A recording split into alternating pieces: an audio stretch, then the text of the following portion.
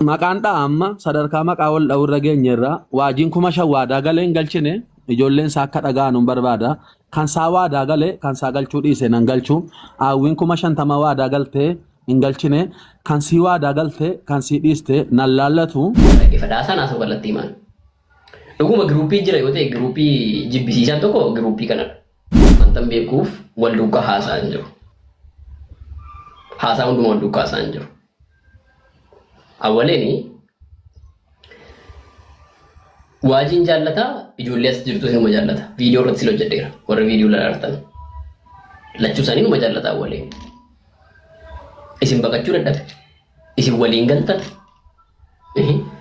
kaan keessan immoo giruuppii keessa akkas ta'e yookaan immoo amma koo cifraa hordoftoota garee waajii jala jirtanii amma fakkeenyaaf kan immoo hidhattanii isa tuttuqutan ta'uu danda'a yoo waajiin kallattiidhaan hin tuqneen ta'e anamma hin beeku lamma wanta dubbadhaa dhaggeeffadhaa. Awwali Ramayyuu nageen kallattiidhaan waajiin kana boodatti giruuppii kana keessa hin jirtu waan jedhu miti. Giruuppiin hin jiru waan ta'eef jechuudha. Wala dhaggeeffadhaa naasoo kallattii maal? Dhuguma giruuppii jira yoo ta'e giruuppii jibbisiisan tokko giruuppii kanadha. Keessaan mari'achuu danda'u isaan wal irratti ka'uudhaaf. Nuyi waa'ee kaayyoo wal irratti ka'uurra hin jiru. Dhuguma kaayyoon keessan akkuma isin jettan wangeelaaf yoo ta'e waajii ari'achuu hin qabdanii. Tibbeessuu ari'achuu hin qabdanii, sambadii ari'achuu hin qabdan, nama ta'e tokko ari'achuu hin qabdan baay'ee ta'e. Isinii galeera? Nama ta'e tokko ari'achuu hin qabdan. Inni maal gochuu qabdu? Wangeela irratti xiyyeeffachuu qabdu. Ani anuma gamme. Wangeela irratti xiyyeeffachuu qabdu. Ammee nan dadhabaa jira dhokoo dhiifamallee minuuti sitti kaafachuu. Okay, shaawwee koo yaada kee dabarfadhush annanaa isaatti dhufee. Akkati akka namaatti na laaltu nan beeka yeroo dhiyoottan si bare amman si baretti immoo dhugaadha loogii tokko sirraa argeen beeku dhugaa dubbachuu akka hin sodaannettan beeka inkaan kan kiristaanaa miti kan amantaa biraayyuu yoo ta'e dhugaadhaan akka ta'e dubbattu nan beeka. Ani kiristaanummaa keessa taa'us kiristaanummaa dhiisus waan lama sadii waanan baradhe nan beeka. Dhiifamni maal akka ta'e nan beeka.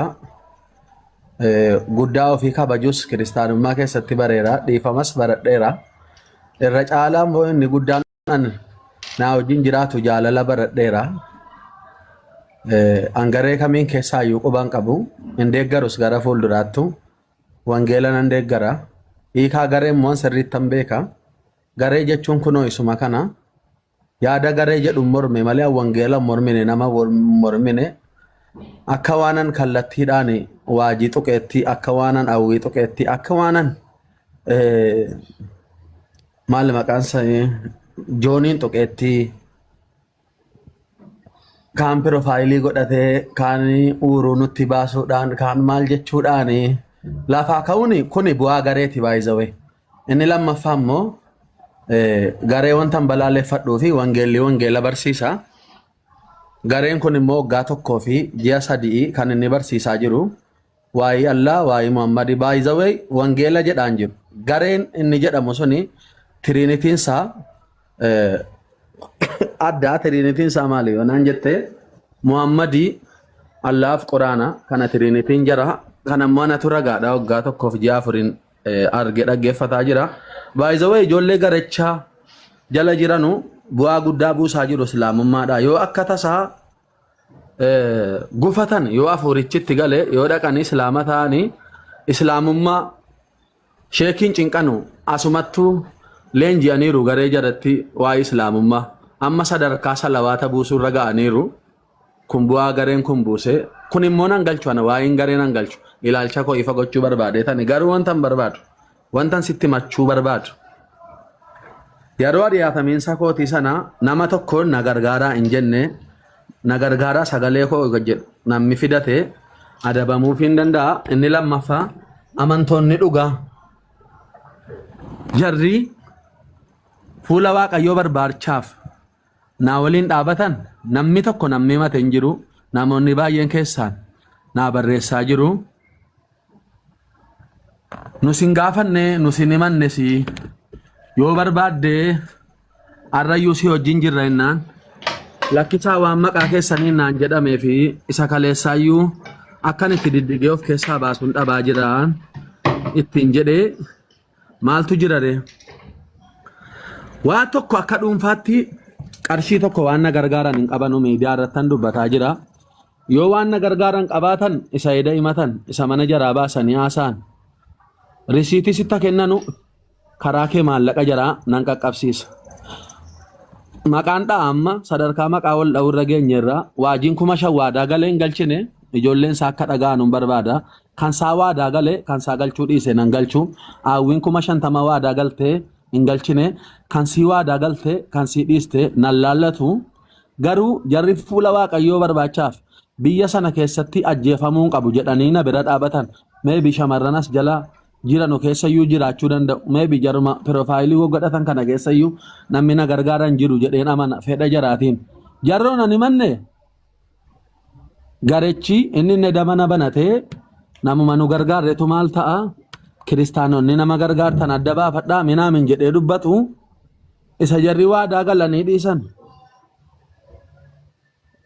waan ani naasofneef iyyi sana haasa'uun jara barbaachise moo na gargaaraniiru kallattii ani hin beekneen yoo na gargaaranii adaraa waaqayyoo adaraa wangeelaa sun summii natti ta'a malee maallaqa miti adaraa gooftaa shattamantu naa gaafadhu keessoodhaan akka obbolummaatti kunoo ammana si bira dhaabatan naan jedhi maallaqa jaraan deebisaa inni kanarra baammoo rakkoon qabu akkan sitti medhiifama baradheera kiristaanummaa keessatti anuu barbaadan gada fuudhee dhiifama gaafachuu nan danda'a innarra rabaan dhuma isii waa'ee maallaqaa sana naa gaafadhuun jedha koy awweeko koy ngolebiniti ngolebin koy direct namoota jecha siin jedha jira kallattiidhaan yookaan isa miidiyaa irraa walitti dhufu osoo hin taane direct namni jecha siin jedha jira awwalee yookaan barreessee yookaan voice qabee kuni awwalee jechuun barbaachisaa miti dhaggeeffadhu sabiyyiin hin jiru aniifati waa walitti deebinee sana booda waan na fakkaatu tokko yoo jette anaan jette waan si fakkaatu yoon jedhe siinan jedhe daa'imnas keessa hin jiru an dhugaadhaan malee namni nan gowwomsu an nama hin gowwomsu na sossobuu hin dandeessu dhugaan sitti ani immoo sin sossobu sii galeera miti akka an mana cufeen dhiisinaan jedhamee akkan dhiiseen poostiin hawwiinis possotte kunoo as jala jirti waaqayyoo dhiifamaa godhuufi anaaf possotte inni waajiin possote sanaafidha inni eda waa'in gargaarsa haasa'amesi akka waa'ii miliyoon hin jedhamne waa'ii miliyoon goolabamee jira hundi keenya iyyuu hin beenna anaan walitti haasa'aa jirra inni waa'in gargaarsaa eda haasa'ame immoo anuma kanaafi hawwii obboleettii koo dhagaa jiraachuun kee baay'ee natti tola kanarra barakkoon qabu yoo kiristaanummaan anas keessas jiraate meebii dhiifama isa kiristoos irraa barreen dhiifama walii gochuu hin dandeenya jedheen amana waa kee immoo an deebisuun dirqama waan natti ta'uufi risiitii cammeetti naa ergisiin deebisa waajiinis waan na gargaare yoo qabaate amma na bira tureef dhiifamaaf galateeffataa nan deebisa risiitii naa fuudhi cammee ko an eddee arrabaan jiru eddee isa dhugaa kanan jira malee eddee waa'ii jaraan jira malee kanan siin jedhaa galatoomi cammee ko kana qofa kanan siin okay koy awweeko ayyee ela haasana tamma kaaste ani haasolii warra kana iyyuu seeraa hin dhaggeeffanneen mana akkasitti mee ture kaleessa akkan keessaan sii barreessee ture yeroon wanta viidiyoo rikeerdii ta'e iskiriin rikeerdii ta'e gaafan dhufee argeyyuu hayyee isin keessaa namni tokko baafii warra kan biraa keessa warra jala duuka buutuu fa'aa siinaan fa'aa keessaa hawwiidhaaf ishee nama tokko gashuudhaaf. Ayyamsiisee furtuu baasa. Qophee awwalee qophee nan xumura yaada kee hubadheera. An miidiyaa kanaaf han baqataa jira obboleessu awwaanan si kabaju sittan hime malee angaree kan wajjin. Qoy awwalee siin bilbilaa yaada awweenaa soo barbaadaaraam qo'a kaal tokko isti yaal tokko. Chaami qoy abaa odii chaami asirratti naaseenii qoy. Angaree kana wajjin. No way qo'a maaliif giddu galtuu qo'a isti yaal tokko yaasofna. Angaree kana wajjin. Awwaa'ee garee sitaa soo miti qoy awwalee ko. Angaree kana wajjin haasa'uudha eeyyamamaa miti isaan manaa gaafadhu akkuma erga sii deebiif naa dhaggeeffatu. Awwi koy. Ani sinii wajjin haasa'uudha eeyyamamaa miti hin jedhe. Awwalee ko please. Anillee si Awwalee please. Mama miti eega maqaa keenya kaastee dhaggeeffatu. Awwi. Ciao bakka. Tina seen awwi. Nagaa wali qabne. Awwalee please. Aan tokko itti dhuguma wanta dubbachuu barbaade dhaggeeffadhu. Dhambe. Dhaggeeffadhaas ta'an tokko Dhugaa qabaatte jala jirti hangastii irra gallaan nan gaafatu reena gaafatee came. Maaliif deemu? Awwi qo'aan tokko wanta naasoo barbaada rakkoo isin hin galle maalidha? Maal jarjartu? Isa jalqabaa yaa wanta jechuu barbaada jiru am miidiyaa irra jiru baay'ee isa dhugaati. Waajitti miira awwalee itti keessaan immoo miira awwalee keessaa hin bayini kottu deebii galishee ila dhaggeeffadhaa miidiyaa irra jiru. Isuma ciccitee dhageeni immoo na dabbaree raawwadheen awwaleedhaaf viidiyoon awwalee irra hojjetameeru tokko sheer godhee raawwadheen awwalee ku galgalan boo'isisii qaba amma kilaasiin jira jedhee raawwadheen ba'e. Ilala.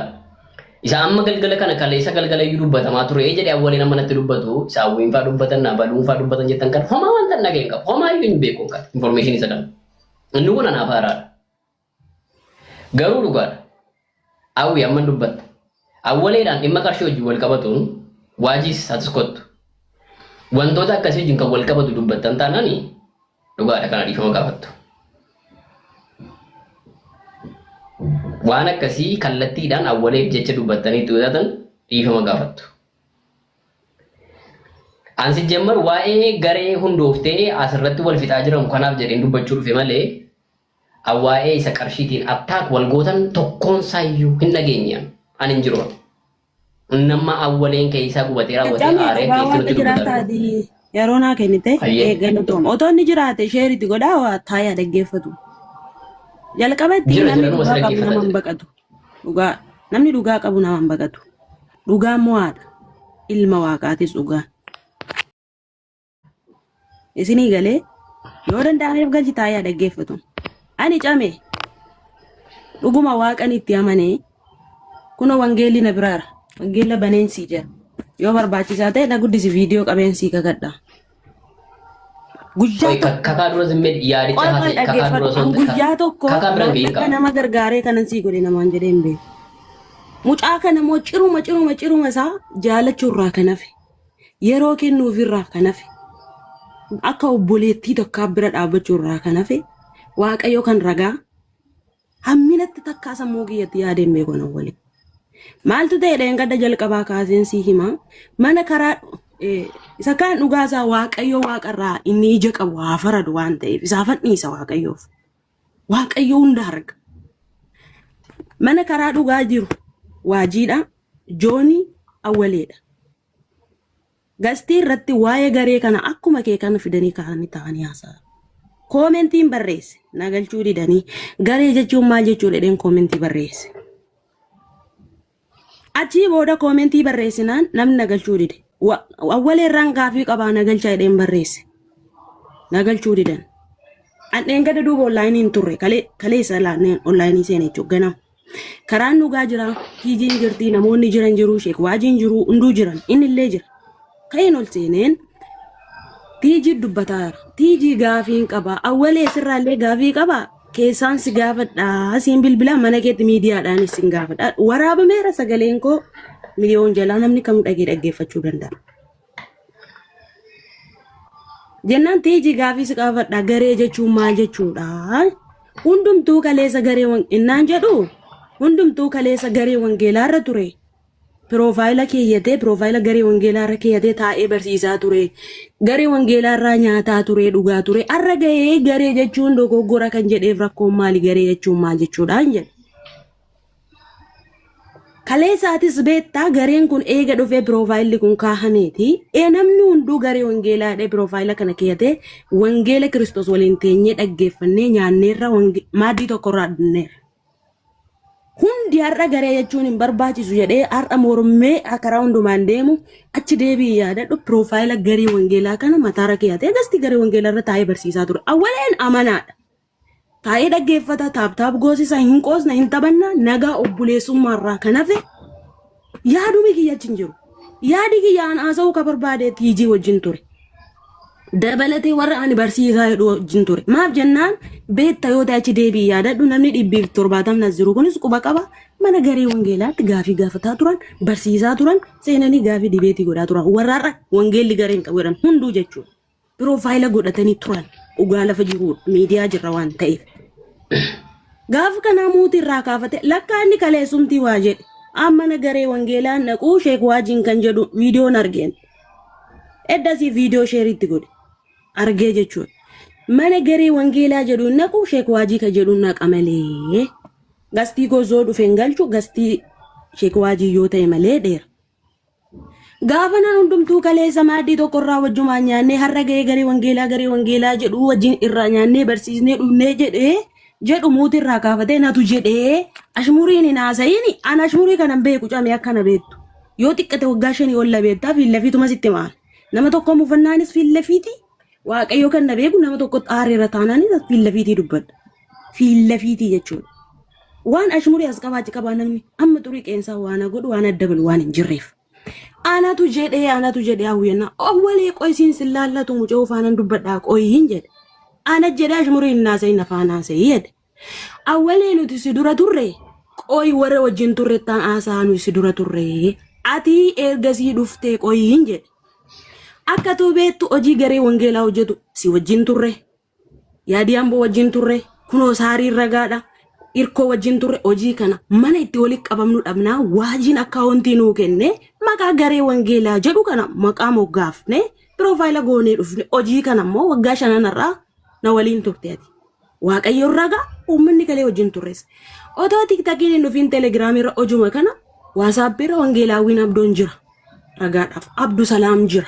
Ragaadhaaf wajjin turre waggaa 10 har'aa hojjetaa turre. Qoy nuti wajjin turre ati garee wangeelaa dhufte dhaqxee garee wangeelaa dhaqxee dhaquu dhiifte waan dabaltu hir'istuun qabduu qoy nuti dura turreen jedhe. Kan amma wallaansoo qabaa ture warra wajjin hin jirus garee jechuun barbaanne warra kaleen wajjin ture maaltu akka isaan itti bu'een beennu garee hin beennu jedhee dhiisee baheedha jechuudha. Kan faayidaa dhuunfaa dhufe irra barree innis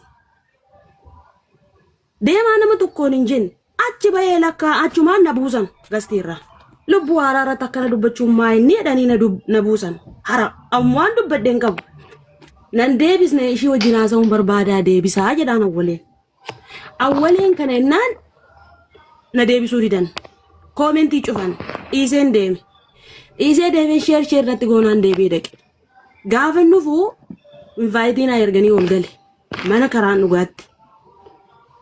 Awwaleen hin jiru. Garee jechuun maal jechuudha tiijii jedheen. Maaliif lubbuun haaraan akkan jettana awwaleen amanaadha gasti rakkuma nama kaamii taa'ee amanee deema amanaa haaraadha. Dhimmi kun amalee awwaleen ilaallatu dhimmi kun ati garee wangeelaa gastiirra teessee garee wangeelaa piroofaayila godhattee loogoo kana godhattee lallabaan turre. Warri har'a si wajjin hin dubbataa turan kun garee wangeelaa qeeqaa turan kun garee wangeelaa gastii sanarran turre. Anoo isiniin an jedhuu jira isatu keessa seene malee maal jedhaan isa gaafachuu kan barbaade waan biraati. Indaan waa'ee garee kana jalqabee yaada maalii qabda ka jedhu isaa bilbilee haasa'uu barbaadeen. Maal taazzabde kan jedhu garee asbeellee miidiyaa irratti akka haasa'uu barbaade beektaa yaadee sammuutti jechuudha. Waan silbeeniif. Inni dhaqee mana banatee waajitu hawwii natti ergaa. Viidiyoolee argiteetta. Dubartoota natti ergee duuba taa'ee natti ergaa. Waajiin nama biraan dhaga'u hawwii malee. Hawwiin sadan tokkummaatti amantuu. Hawwiin akka amantoota bara si'anaatti maan akka bara amantoota si'anaatti hawwiin dogoggortuudha. Eenyuun naan jedha awwalee. Hawwiin tokko maaliin amantuudha? Waan ta'e amantuu waan ta'e. Viidiyoon argeen yoo man arga kalee galgala. Ana cuma jaraa hibsee mucayyoo faana taa'ee haasee macaafne maal jedhenne macaafa keessa deemnee haasee awwaleen mana banee ijoolleen jennaan dhiifnee deemne an ijoollee kiyya fidachuu mana barumsaa dhaqe. Mucaa dhaqee fidee dhufee galgala gaafa nufu viidiyoo waraabame arge. Gaafa nufu dhukkeen irraa kaasee niitii natti ergee maal jedhe an awwalee kananeen. Dhugaan kan koo dhugumaanan si miidhe yoo ta'e dhugaanan si miidhe waaqayyo siifa kaffalu buleessa kee. Dhugaan kee mana kootti nafeen. Dhugaan kan koos mana keetti nafeen dhugaan kan ilma waaqayyooti. Waan maallaqaan kan wal qabatu ani maquma kiyyaan kaasne waanumaan kaasee hin qabu. Poostii goote kan jedhu faarfannaan poostii godhe. mammaas kan poostii godhe hunduu gaafa karaa barbaadu hawwii maa sababataa jedhee tanan poostii godhe feesbuukii kee dhaqaa laala. Hai ani maqaa walee sin dhoofne achumaan dhiise gatiin kiyya kana yoo ta'e maallaqa birrii 50 wareedde naan galchine jedhe waleen barbaade yoo ta'e dabalee siin galcha obboleessa kee sii galchee sii galchuu baadhus anta akka nama nan gargaare kanan gargaareedhe nama gargaaruun kuufachuufi gooftaa biratti bakka biliin hin nyaannetti nama gargaaruu dhiisuunis bakka biliin hin nyaanne dhabuudha kuufachuudha gooftaa bira malee namatti addabaabayitti kanan godheedhanii himuuf miti macaafajjeedha